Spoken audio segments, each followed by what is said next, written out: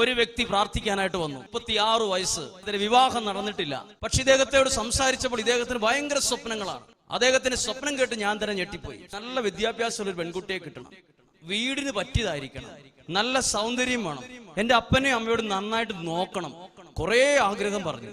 അപ്പൊ ഞാൻ പറഞ്ഞു, അങ്ങനെ നിന്റെ ആഗ്രഹം വളരെ നല്ലതാണ്, നാം പ്രാർത്ഥിക്കാം. അങ്ങനെ പ്രാർത്ഥിച്ച് കുറച്ച് കഴിഞ്ഞപ്പം ഒരു മെസ്സേജ്, ഇവന്റെ ആഗ്രഹം വളരെ നല്ലതാണ്, ദൈവത്തിന് കൊടുക്കാനും ഇഷ്ടമുണ്ട്, പക്ഷെ സ്വീകരിക്കാൻ മാത്രമുള്ള യോഗ്യത ഈ 36 വയസ്സുകാരന് ഇല്ല.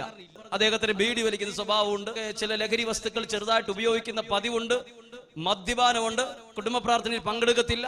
നമ്മൾ ദൈവത്തോട് ചില കാര്യങ്ങൾ ചോദിക്കുമ്പോൾ അത് സ്വീകരിക്കാനുള്ള യോഗ്യത എനിക്കുണ്ടോ എന്ന് പരിശോധിക്കണം. ഇദ്ദേഹം ചോദിച്ചത് വളരെ നല്ലൊരു കാര്യമാണ്, ദൈവത്തിന് അത് കൊടുക്കാനും ഇഷ്ടമാണ്, പക്ഷെ ഈ വ്യക്തിക്ക് അത് സ്വീകരിക്കാനുള്ള യോഗ്യതയില്ല. ഒരു യോഗ്യത നേടിയെടുക്കണം.